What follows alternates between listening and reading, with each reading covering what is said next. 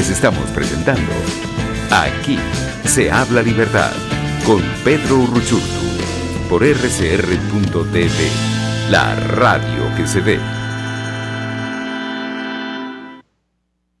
Bien amigos, y estamos de regreso en Aquí se habla libertad, como todos los jueves acompañándoles. Conversamos en la parte anterior con Alejandro Giovanni de la Fundación Libertad de Argentina. Teníamos pues la foto muy clara de lo que está pasando allá y claramente las consecuencias que eso puede tener para la región y bueno, el seguir el modelo del socialismo del siglo XXI que va mutando y va evolucionando. Pero en esta parte volvemos a Venezuela, como se mencionaba al principio del programa, porque es muy importante también analizar este embrollo en el que pareciera que estamos y en el que, bueno, algunos siguen insistiendo en rutas fallidas, algunos pretenden picar, o lo que llaman picar alacrán a otros, y en el medio, pues la valentía, el coraje, el trabajo arduo y la comprensión de un momento tan importante como este, en el que pareciera que solo queda una opción posible si queremos ver a Venezuela libre y, por supuesto, pujante, eso que todos soñamos. Para eso, pues, es un gusto, como siempre, presentar a mi próxima invitada, la diputada Dignora Hernández, de la fracción 16 de Julio, diputada por 20 de Venezuela. Siempre es un gusto, subjefa de la fracción 16 de Julio, por cierto, y además, hay que decirlo, de las voces más valientes y firmes que tiene el Parlamento venezolano, y lo demuestra cada vez que hace públicas sus posiciones, y también en privado lo demuestra, siempre lo hace, porque es parte de su coherencia y de su gallardía. Así que bienvenida, diputada, siempre es un gusto conversar con usted en esta su casa, Aquí se habla libertad, y extrañamos el estudio juntos además. Pedro, más que un gusto, es un honor y es un privilegio que jóvenes tan comprometidos con la libertad, pero además ampliamente conocedores de esta situación que afecta no solo al país, sino al hemisferio, tengan un concepto pues tan hermoso. ¿Por qué negarlo? ¿Por qué no llamarlo de esa manera? Porque es que me conmueve profundamente que un joven como tú, que además tiene derecho a vivir en un país mucho mejor al que yo recibí y que hoy lucha por la libertad, tenga estas hermosas palabras. Pues Pedro, represento dignamente a la fracción 16 de julio y sabes, mira, dicho sea de paso, ya no soy tu jefa, pero todavía me hacen caso, Pedro. Eso es lo importante, eso es lo importante. A veces es más importante a quien le hace caso que quien tiene el cargo, ¿verdad? Sí, dice. A ver, diputada, bueno, mucho que conversar. Para algunos, la Asamblea Nacional está ya en sus postrimerías, está en sus últimos meses. Para otros, es un episodio que tiene continuación. Lo cierto es que, a la luz de lo que ocurre en Venezuela, hay mucha confusión. La gente está aturdida frente a lo que escucha, a lo que ve, frente a personas que uno asumía que eran claramente opositoras y claramente defensoras de la causa de la libertad, prestándose al juego del régimen y a narrativas que se suponía que estaban ya agotadas. Por otro lado, vemos a la misma falsa oposición de siempre, ahora intentando seducir desde la mentira, como siempre han hecho, y por supuesto desde la plata. Y por otro lado, los alacranes que siguen picando y que siguen allí, ¿no? Siguen presentes con esa terminología, que es espantoso el término, pero que demuestra mucho de la calaña de esta gente. Para el que nos está escuchando, el ciudadano promedio que nos escucha hoy, diputada, y yo sé que usted siempre con su claridad nos los va a poder explicar, ¿dónde está Venezuela hoy y hacia dónde va a la luz del Parlamento venezolano? Mira, Pedro, casualmente yo cuando señalo que esta labor parlamentaria ha sido un compromiso grande con Venezuela, es porque no solo es este compromiso de cara a la ciudadanía que uno asume, sino un compromiso de cara a la familia también. Yo debo decir que, porque además quiero compartir, porque ser parlamentario, ser político no nos aleja de ser humano. Después de tantos meses, desde febrero, hoy estoy viendo hace pocos minutos a mi madre y hay un primo que vienen del centro occidente del país, y la primera pregunta que me hace mi familia es esta: ¿cómo estamos y hacia dónde vamos? Y es lo que tú dices, es lo que se pregunta el ciudadano promedio, pero además es la claridad también que debemos tener los políticos cuando asumimos preguntas que no solamente nos comprometen ante el país y ante el mundo, sino ante nuestra propia familia. ¿Qué le puedo decir a mi mamá? ¿Hacia dónde vamos? ¿Qué le puedo decir a Venezuela, que también es mi madre? ¿Hacia dónde vamos?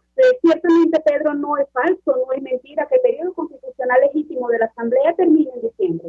Eso lo tenemos totalmente claro. En 2015 fuimos electos para un periodo de 5 años y se cumple en el 5 de diciembre. Se habla de la posibilidad inclusive de hacer una continuidad administrativa, y yo, por lo menos hoy, Dinora Hernández, en este momento que habla con Pedro Uruchurtu, me niego a hablar de una continuidad administrativa, porque eso significa, Pedro, que entonces mañana qué vamos a hacer y pasado mañana qué va a hacer, y es que será posible que antes de diciembre nosotros no podamos darle una ruta clara a nuestro país hacia dónde podemos ir. Desde 20 Venezuela, desde Soy Venezuela, desde la fracción 16 de julio, hemos tenido siempre claro que la única posibilidad de construir un país en libertad es con la salida, con la quiebra definitiva de este sistema criminal que hoy lamentablemente maltrata a Venezuela. Estamos entonces proponiendo que esta operación para la paz y la estabilización de Venezuela, que no es más que esa alianza, ese momentum para aprovechar todas las ocasiones que se nos den, y la fuerza ciudadana, la fuerza internacional nos permita, a través de esta operación que desde 20 Venezuela hemos denominado OPE, pero que además no es de 20 Venezuela, no es de María Corina Machado, aun cuando ella es la principal proponente, es una propuesta para toda Venezuela y para el hemisferio, es la propuesta de la liberación, de la salida por la fuerza de la tiranía que desde Venezuela hemos denominado OPE. Así es, esa es la propuesta central, pero además que es una propuesta, diputada, que se basa en el entendimiento de que ya todas las demás opciones se han agotado. Se han agotado por múltiples razones. Algunas porque había que cumplirlas, y algunas había que demostrarlas, y algunas tenía sentido hacerlas, otras porque las usaron tanto que las desvirtuaron y prácticamente las desdibujaron. Pero el punto es que ya pareciera que no queda opción frente a lo que yo he llamado un conglomerado criminal cuya naturaleza y su vocación no es política.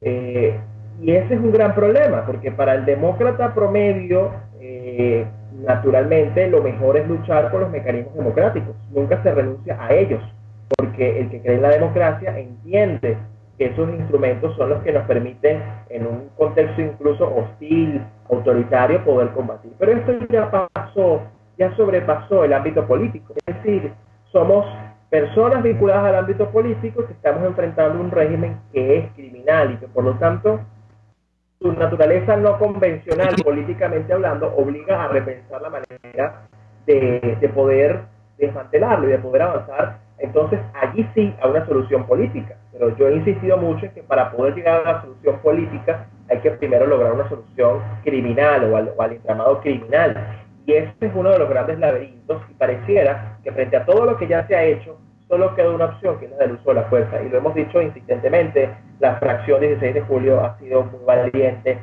al exponerlo y al solicitar una serie de acciones en ese sentido. Desde luego 20 y Soy Venezuela, en fin, pareciera que es la única opción. Sin embargo, algunos insisten en revivir fórmulas ya agotadas, que, como hemos dicho, no significa que sean buenas o malas. Todas existen, están allí, solo que el momento a veces se agota, el momento ya no tiene sentido usarlas, a veces son extemporáneas y no tiene sentido utilizarlas. Pero a mí lo que más me preocupa, diputada, es que mucha de la clase política subestima al ciudadano. Yo ayer veía, por ejemplo, a la par de todo esto, todo como una discusión en redes sociales sobre el tema de las sanciones, sobre el tema de que, bueno, las sanciones nos están haciendo daño, que hay que levantar las sanciones y todo lo demás. Y alguien decía que bueno, que el venezolano ha huido del país sin saber que la causa por la que ha huido en gran parte es por las sanciones, porque no entiende de esto. Y este tipo de arrogancia, que es tan lamentable de sectores además académicos que hacen vida en los Estados Unidos, me hace recordar que también la clase política subestima mucho al ciudadano. Pretende como que preguntarle siempre, es decir, hay que consultarle a la gente lo que ya se le consultó para reconsultarle, porque es importante que la gente nos vuelva a decir lo que la gente ha dicho de tantas maneras, diputada, en la calle, en las marchas, cuando le han pedido que haga, lo hace. Mi pregunta es, ¿cómo afrontar ese reto del liderazgo que además tiene que diferenciarse, y ustedes lo hacen también, en un contexto en que la clase política cree que el ciudadano es tonto o cree que no entiende de política, cuando más bien estamos frente probablemente al momento más politizado de la sociedad venezolana? Mira, Pedro, diferenciarse con la verdad. Y es esa verdad precisamente a la que muchos le temen, la verdad que a tantos otros molesta, porque sin lugar a dudas que decir verdad es decir que esa clase político y esa pluma intelectual, recordemos, Pedro, que en la historia y todos los sistemas, por más totalitarios, tiránicos, dictatoriales que hayan existido en el mundo, han contado con una pluma de un intelectual que lo justifique. Yo creo que aquí, y discúlpenme, quizás el simplismo, el reduccionismo, hay que traer a colación aquel dicho que decía que político gafo se muere chiquito, y tú sabes que no era gafo lo que decía, es decir, esto que están proponiendo, el ritornelo de la consulta, el ritornelo del diálogo y el ritornelo electoral, lo único que buscan es hacer una operación mareo, y en esa operación mareo lo que quieren es decirnos una y otra vez que volvamos a empezar. Y como no quiero evadir preguntas que claramente tú me haces, entonces hablemos de la operación Alacrán. Yo creo que el Alacrán ya es un sistema, Pedro. Es un sistema que se enquistó porque además yo me pregunto, ¿quiénes de verdad se volvieron Alacrán cuando llegaron al Parlamento? ¿Y quiénes llegaron al Parlamento a través de esa fórmula y del fetiche de la mal llamada unidad siendo alacranes? Porque me pregunto, ¿cuándo las organizaciones políticas que han aportado, por cierto, una cuota significativa para el alacranato, cuándo esas organizaciones políticas se dieron cuenta que tenían alacranes dentro de su organización? Te digo esto, Pedro, porque si bien es cierto que nosotros somos una organización política y que como tal podemos estar expuestos o sujetos a tener contrariedades y que algunos compañeros no piensen o no opinen o no compartan en su totalidad, hasta tanto no se debate y se explique aguas adentro las posiciones que tomamos, pues una vez aclaradas las posiciones y una vez teniendo claro, como bien explicabas tú en este segmento, el porqué de la Operación para la Paz y la Estabilización de Venezuela, el porqué de la OPE, y es porque las características de este sistema es que ya nos ha conducido a una pérdida total de soberanía territorial y en un territorio ocupado. Pedro, hoy escuchaba al doctor Perkin Rocha y me llamó poderosamente la atención cuando Perkin señalaba que ya ni siquiera podemos estar hablando del Estado fallido, porque ya ni siquiera tenemos Estado y eso es grave. Estamos hablando entonces de ¿qué? De un territorio con población. ¿En qué se convirtió Venezuela? ¿Qué tenemos? Entonces, ante esta situación, un sector político entonces nos dice que volvamos a empezar. Pero hay que recordarle a este sector político y a la ciudadanía venezolana, hay que dejarle claro, porque la estrategia es la verdad, aun cuando duela, que la posición de nosotros desde la organización política 20 Venezuela, desde la fracción 16 de julio, es ciertamente por el dolor, la pérdida y la tragedia que ha ocasionado en Venezuela tanta espera. Entonces yo me niego a que me consulten lo que ya Venezuela sabe. Queremos salir de este sistema criminal. La respuesta es 1000 veces sí. Ahora, ¿cuándo y cómo lo vamos a hacer? Esa es la pregunta del millón, porque no es consultar, es que viene luego de la consulta.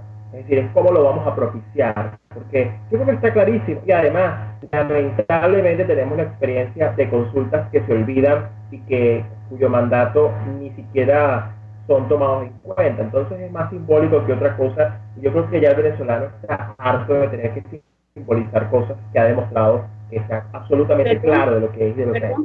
Perdón, Pedro, simbólico más no ingenuo ni inocente. Por eso trae a colación el dicho popular de que político no es gafo, analiza, lee. Entonces la pregunta para mí como política es ¿por qué?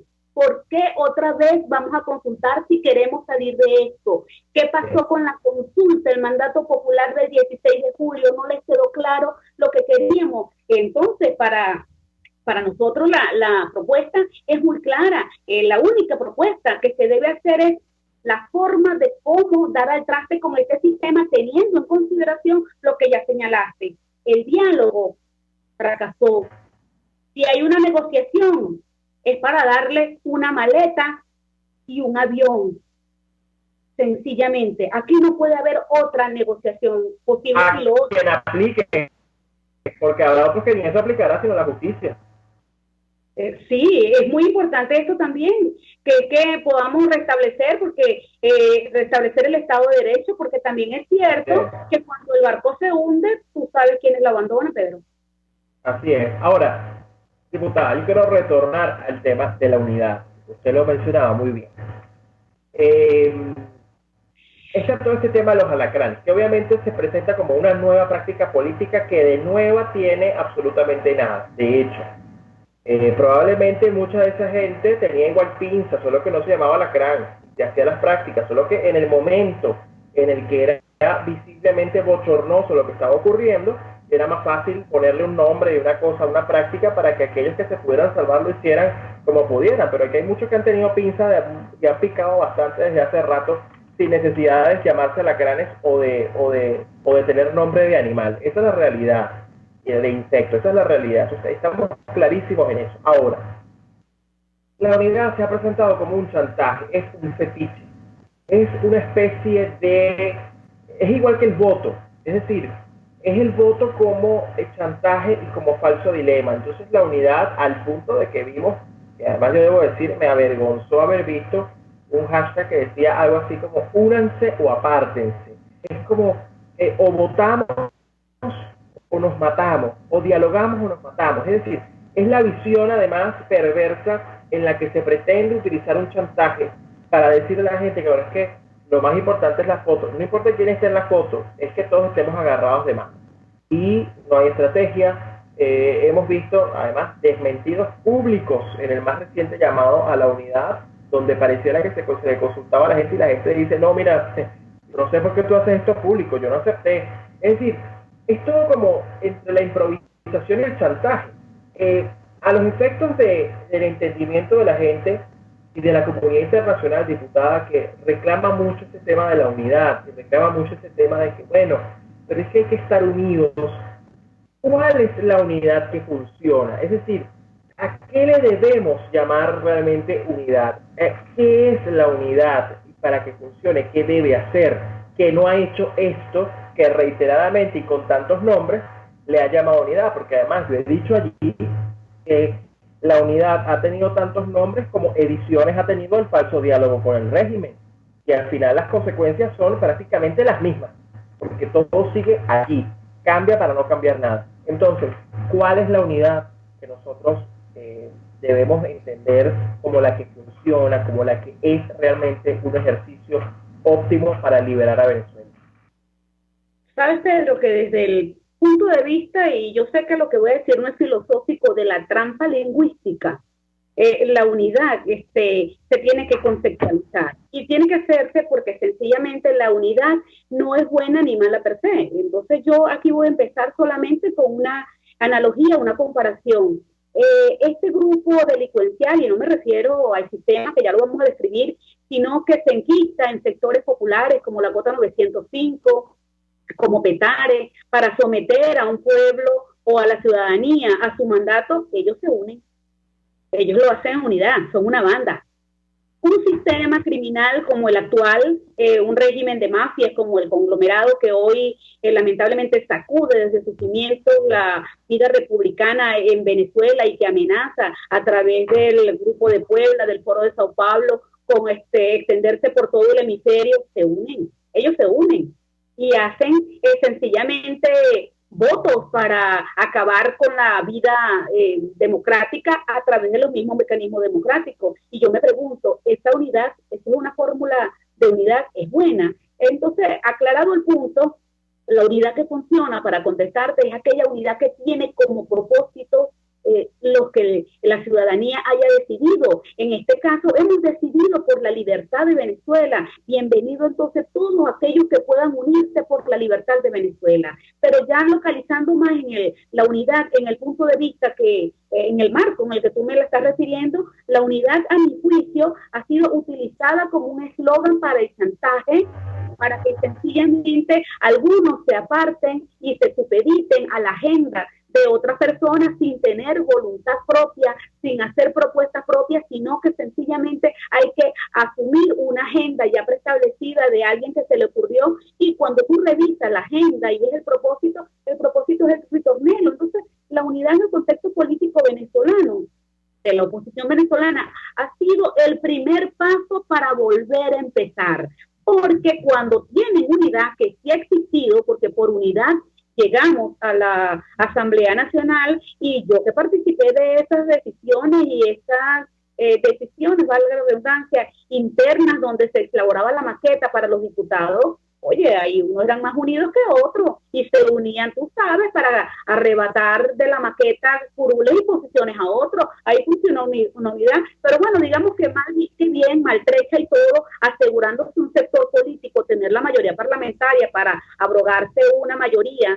que dicen tener hoy, que además no era, porque este es un tema muy largo, Pedro, porque los números que se usaron para la unidad fueron un referente electoral del 2010, del 2006, que se usó para hacer una maqueta en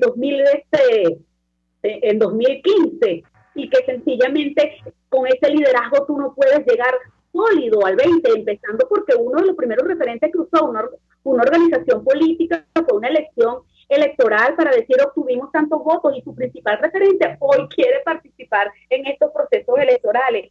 Quizás lo que acabo de explicar, y aquí aprovecho, no sé si para excusarme o para aclarar un tema que ha recorrido en redes, donde me dicen que, oye, que yo necesito un semiólogo para interpretar. No, lo que pasa es que precisamente la propuesta de unidad la traen a colación porque es dilemática y mete a la persona en un tema de que el que no se quiere unir entonces es malo, pero resulta que es un tema al cual llaman cada vez que necesitan una fuerza para conquistar una posición, pero que una vez conquistada la posición con esa unidad que pidieron, se olvida de todos aquellos que se unieron, con los que se unieron, y empiezan a tomar decisiones solos. Yo me pregunto, Pedro, si es cierto que hay 27 organizaciones políticas que han decidido formar un gran pacto unitario, ¿por qué en el llamado de los líderes llaman a 4 o 6 personas? ¿Tienen que llamar a 27? ¿Dónde están quienes representan a las 27 organizaciones? ¿O es que acaso no son organizaciones, Pedro? Esa es la gran pregunta. Ya prácticamente tenemos que ir cerrando, diputada. Pero usted ha dado en el clavo. Yo siempre digo que la unidad, imaginemos un bote en el que están todos, pero hay unos que reman para un lado y otros reman para el otro. Bueno, el bote no solo es que no va a avanzar, es que se va a hundir. Y ese ha sido el gran problema, que la unidad se ha visto como un ejercicio en el que tienen que estar todos los que dicen que son oposición, todos los que dicen que quieren salir de esto, pero que en la práctica y en función de su comportamiento, pues claramente no quieren salir de esto, porque han encontrado en el ejercicio de ser oposición el mejor negocio del mundo. Ha sido el negocio más rentable y probablemente el negocio hasta más beneficioso para muchos de ellos. Diputada, ya para ir cerrando porque se nos acaba el tiempo, un mensaje final para los venezolanos que se sienten contrariados entre un llamado confuso pero al mismo tiempo sorpresivo de la iglesia venezolana, frente a un liderazgo que hasta hace nada denunciaba, hasta hace nada me refiero, 2 veces candidato presidencial y que le robaban la elección, y de repente va a convalidar una elección con el régimen que lo robó y que además lo que no quiso hacer en aquel tiempo dice que ahora sí lo va a hacer si le roban, frente a unos liderazgos tan sombríos que vemos a Claudio Fermín y a esta gente, y entonces yo no sabía que el otro era como era, y me estoy enterando que su gestión como gobernador fue así, nosotros lo habíamos aceptado. Es decir, toda esta, imaginemos la maleza, ¿no? La maleza, hay maleza en el monte, mucho monte, y el venezolano quiere caminar, y el monte no lo deja, porque siente que digamos, hay mucho llamado confuso, hay mucha incertidumbre, y no ve las cosas tan claras, ni siquiera de quienes se supone hoy tienen la legitimidad para dirigir un gobierno que además su función no es gobernar, valga la redundancia, sino lograr la liberación de Venezuela, no buscar recursos, no lograr recursos, nada de eso. Esa no es la tarea de ese gobierno interino, pero se suponía que era como una especie de faro. Bueno, ¿qué mensaje se le da hoy a los venezolanos que no entienden para dónde va esto? Como quiera que la clase política también es venezolana y los partidos políticos también son venezolanos y los diputados somos venezolanos, también quiero aprovechar de mandar un mensaje a ellos. Y es, los alacranes son alacranes antes de picar, no espere que lo pique el alacrán para acusarlo de alacrán, empezando por allí. Y sé que este juego lingüístico, esta trampa lingüística, como la señalan algunos, no le va a gustar a algunos, pero el que entendió, entendió. Si usted tiene a la gran en su organización política, identifíquelo a tiempo, no espere que lo traicione, porque después va a ser responsable. Para Venezuela, Venezuela está unida en un propósito, los venezolanos queremos libertad, y esa es la única unidad posible. Y si alguien quiere consultarnos sobre qué es lo que queremos los venezolanos queremos libertad. Entonces lo que hay que fijar aquí, Pedro, con las instituciones que me mencionan, llámese iglesia, llámese partido político y llámese líderes, que por cierto, que interesante también es decir que los liderazgos no se autonombran, no se nominan ni se decretan, los liderazgos se construyen. La gente es líder porque es líder, no porque alguien decidió que fuera líder. Pero más allá de eso, hay algo muy importante que señalar, y es que hay que evaluar y hay que mirar por qué los que decían antes dicen algo distinto ahora. ¿Por qué quienes no creían en una operación por la fuerza ahora están asumiendo la bandera? Y fíjese el venezolano, quién se ha mantenido en la coherencia de cada uno de sus planteamientos. Y yo quiero dejar muy claro que por la coherencia, por el tempo, por el coraje y por haber descrito exactamente para dónde iba y lo que era este sistema criminal, es que estoy acompañando a María Corina Machado en este proyecto de una operación para la estabilización y la paz de Venezuela. La hemos llamado OPE y creemos que la fuerza es la única posibilidad real de salir de este sistema. A ti y a la Casa RCR muy agradecida siempre. Gracias, diputada. Siempre es un gusto. Ya tenemos que cerrar, ya la producción me va a matar, ya estamos sobre la hora, pero siempre es un gusto conversar. Y aquí lo más importante es eso, no dejarnos seducir por mensajes absorbentes que pretenden aniquilar cualquier propuesta en función de un chantaje. Hay que tener mucho cuidado con eso y sobre todo mucha claridad en los momentos que vienen, porque la libertad siempre es victoriosa. Gracias, diputada, gracias a todos los que nos sintonizaron el día de hoy y nos escuchamos el próximo jueves en otro Aquí se habla libertad por Radio Caracas Radio. Buen fin de semana. Chao, chao. RCR presentó Aquí se habla libertad con Pedro Urruchurtu.